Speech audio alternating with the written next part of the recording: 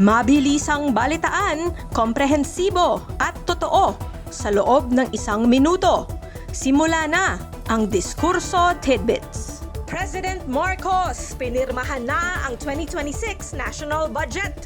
Pinakamalaki sa kasaysayan ng Pinas.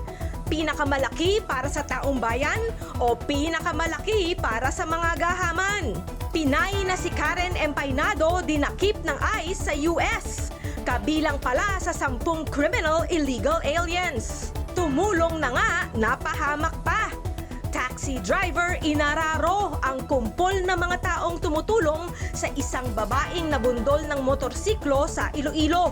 Trump nagbanta ng ikalawang atake sa Venezuela. Sino ang kasunod?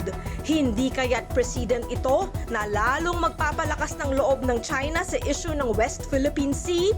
Balitang mabilis, komprehensibo at totoo. Yan ang Diskurso Tidbits. Basahin ang tungkol sa lahat ng yan at sa marami pang ibang nakatutuwa at makabuluhang balita sa diskurso.ph.